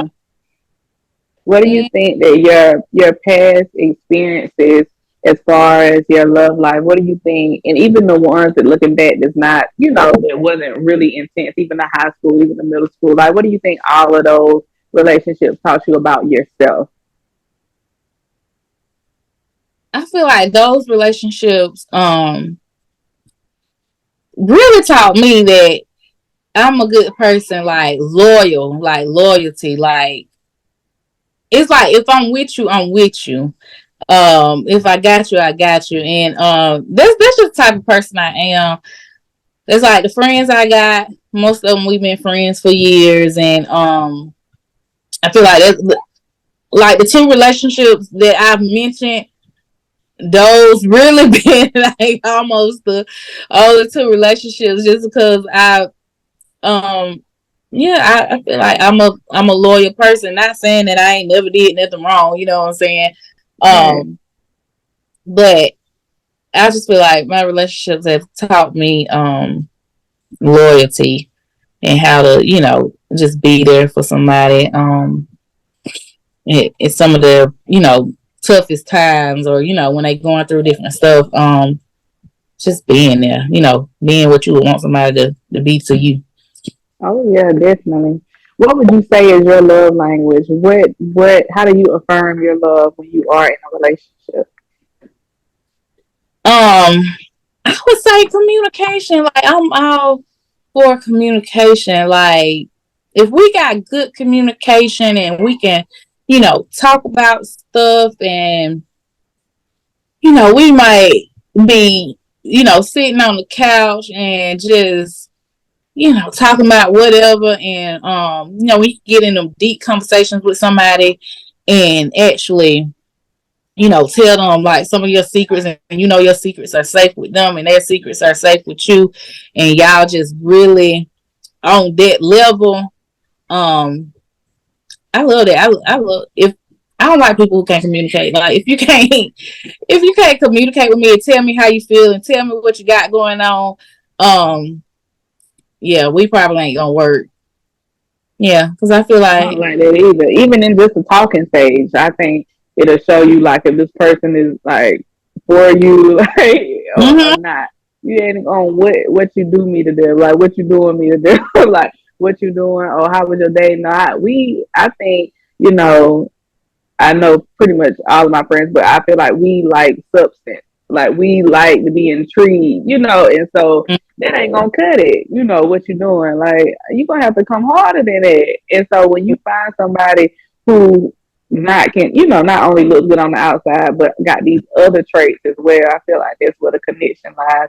But I noticed that you said that you were off and on specifically with that in that last relationship. Why do you feel like the connection and the bond is so strong? You feel like because y'all share a child together, or you feel like other reasons why that connection is so strong? I feel like the main reason is because we share a child together. The other thing is, like I said, I feel like we've been through a lot, and um we've overcame a lot together. And we've had like some great times, and I'm so comfortable with him. And like I said, he's easy to talk to, and I don't know if it came from just like how some people like this all I know type of thing. Mm-hmm. I don't know if it's that or what it is, but it's just like I'm just so comfortable with him, and I haven't met anybody else that I can just be myself and be comfortable with. Like, it's when I'm mad at him, he'll find a way like to make me laugh or something, or make me kind of smile, and I be trying to like hold it back, like like why are you over here smiling? Like that's what I'm telling myself. I'm mad at you. Yeah, so because he knows you. He knows you. over the years, so that because we have a child together, and because it's we just been together so long, we've learned each other, and just became so comfortable around each other. And when you used to something, it's like starting all over. You gotta figure out how to balance life, and I guess get comfortable with somebody else. But that takes time. So yeah. I don't like the question, what would you change? But if you looking back on your life to present, is there anything that you would tell yourself, your younger self, anything that any advice you would give her?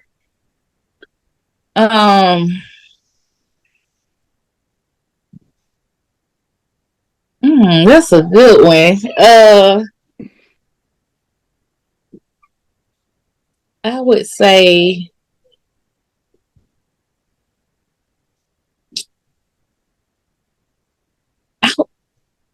and I want to say this, but it's kind of a quality that I like about myself. But I was gonna say forgive less. But I'm a forgiving person, but sometimes I feel like that can be taken advantage of. So yeah, my younger self probably would say forgive less. Now it's okay to forgive, but some people you just can't. Once you forgive them, you still need to leave them like out of your space. I guess it's levels of forgiveness. All over you if you just if you let them, if you forgive. Forgiving them for you, but not let them back into your space, because it's been like, and not just with relationships, with family, friends, some people, just don't, once you forgive them, they don't, even deserve to be back in your space. Mm-hmm. I think they should teach kids that you can forgive and you don't have to have a relationship. Like you forgive, and you can move forward and not even have that person a part of your life anymore. When we say we forgive, we say we got to take that person back, we got to be their friends again. But no, you actually are just forgiving for yourself, just like you said earlier. But also after we forgive, we need to set a boundary of how this gonna look moving forward. Because if you don't notice that the same behavior will start happening over and over again, you like, Now I done forgave you twice for this already, so I think that's important too. Yeah, I got that's it. just You know, I got a game, a quick game for you now. It ain't gonna be hard. This is an easy one. So my mom loves playing Deal or No Deal. I don't know if you ever seen this show, so I'm gonna play it with you today. Okay, so this is a deal. You'll say that this is something that you'll accept in your relationship. If you say it ain't no deal, then that means I can't do it. Okay. okay. Um, doesn't like to travel, like even locally, they don't want to travel. Is that a deal or no deal for you? Well, that's a no deal for me Why is that? because how we gonna experience stuff like I wanna I wanna travel and like I said, not even locally. Like we can't You travel can't even go to local. Murder Beach. Yeah, Duh. what? I Right. want I make memories with you. I want to be able to experience stuff. What about not having good hygiene? Man, and, and once again, that's a no deal because we too grown for that. Why you ain't hygiene? See, some women, when I play this game, they like, I'll teach them, but why his mama ain't teach Yeah, him that? that's another thing I said. I'm about to stop trying to teach you, like you said, something that your mama should have taught you. At this point, look, at our big old age, you should not be Mm. problems. And to be honest, when you're trying to teach an adult, that's why I work with young adults. It's harder because they already got their own notions and their own way of thinking. It's very hard to change that. So if he used to not washing his ass before he go to sleep, you're not going. It's going to be very hard for you to change. His way of thinking, what he's been doing. What about he's not affectionate? No kissing, no hugging, like no sweet talking. Um,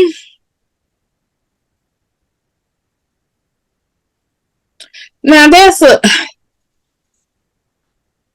I might can deal with that just because if I show you affection, how you gonna take it is my question. Now, if you're gonna be like, get off of me or something, then no. But if I can show you affection and you kind of, you know, with Mm-hmm. it, then I can deal with that.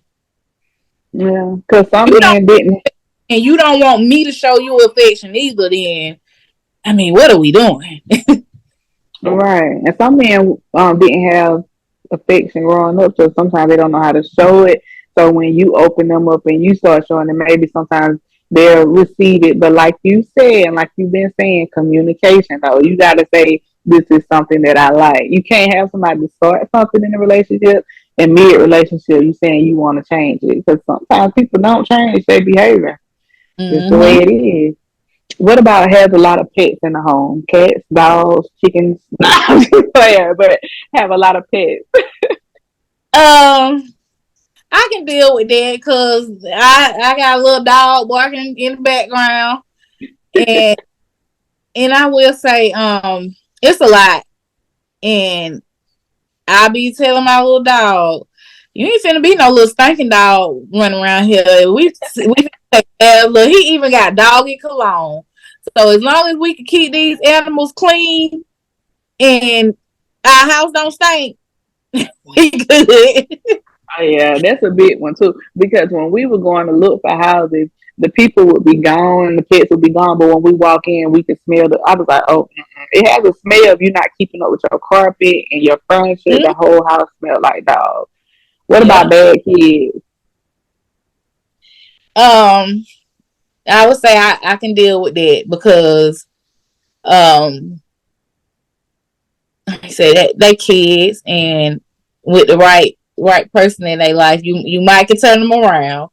Um, Mm-hmm. Depending on the age and stuff. So I might can deal with that because some kids just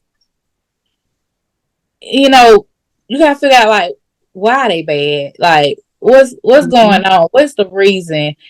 Do they got some type of disorder that's making them act out, or do they just need a little extra love? What's going on? So I can probably deal with it. We're just gonna have to figure out how to deal with it. Well, they might just be sad. The emotion on the outside is not always what presents, in the inside. So it's just like if you grieving, sometimes you be mad, you be snapping on people, but that's because you sad. You just lost somebody. So Mm-hmm. I always say, like you said, get to understand what the behavior, the underlying reason for the behavior. Sometimes it's not what you think it is. What about Right. no kids though? Because you have to. What about no kids? Like they don't have any kids, or Yeah, they don't want any kids. Yeah. they don't have any kids. Oh, baby, that's a deal because I don't want no more. What about doesn't clean up and don't like to clean up? Ooh, that's a bit. When my ex say I'm OCD, but I don't think I'm OCD. I just like a clean house. But I don't know if I would want to do all the cleaning by myself. Um, I'll say deal. I'll say I could deal with that. Because if it come down to it, I know me. I'm a clean person, so I just clean it up. But look, I might be fussing the whole time I'm doing it.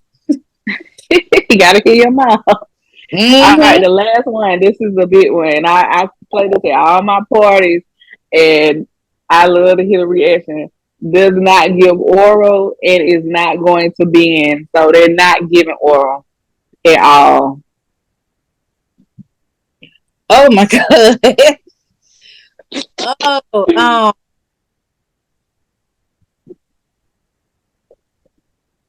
that's a hard one. Cause I'm like, if you're not doing oral, baby, everything else better be like. I'm talking like it better be A1. It better be amazing. You know what I'm saying? But that's to me like that's a part of foreplay. So how you saying But for you, is that a deal or no deal? I'm just thinking like, could I I know. lifelong partner? Yeah, yeah, I know. Oh And god. in the African culture, they say that they don't like Jamaicans and Africans and stuff. They Uh-huh. say they don't, but they receive though. And see, that's the thing. If you're not willing to give, then yeah. But I'm yeah, that's their mentality. yeah. Now I'm say no deal. They broke up with the man. They're gonna turn into an argument, a bad argument. Yeah. But like you said, communication. Well, thank you for playing. Yeah, I think she had mostly no deals. So you better come correct if you said. Look, Oh man. but we got stuck on that one. Right. Oh man. Well, BT, thank you so much for joining me for this episode. I learned a lot of things that I didn't know, even though we've been knowing each other as long as we have. And just to let you know, because I don't think that you have known, like, um, where I wouldn't say that my house was like chaotic or anything like that, but even though I was in a two-parent household, like my stepdad and my mom at times, especially as I was getting older in high school, like they were going through their separation, they literally would just like walk past each other and wouldn't talk. And so I used to like going to my friends who had two parent household, which was very few of them.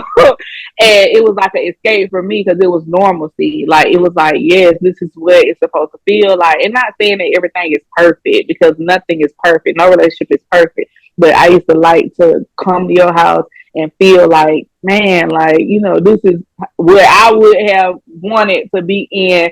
And your family treated me like family. Like, you got to get up. I had to get my ass up.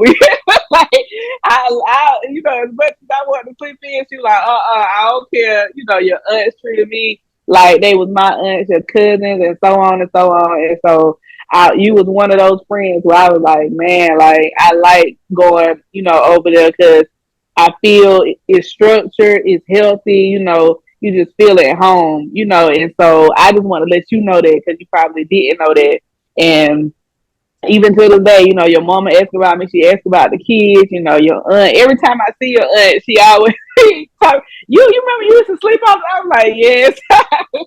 Yeah, we used I to be remember that. asleep. Man, we would Mm, sleep if they would let us. We'd probably sleep to 1, 2 o'clock in the afternoon. Like we yeah. did, we used to sleep in. But I'm gonna ask you the same question I ask every guest. I want you to describe yourself in one word. Oh, you put me on the spot with that one. Um,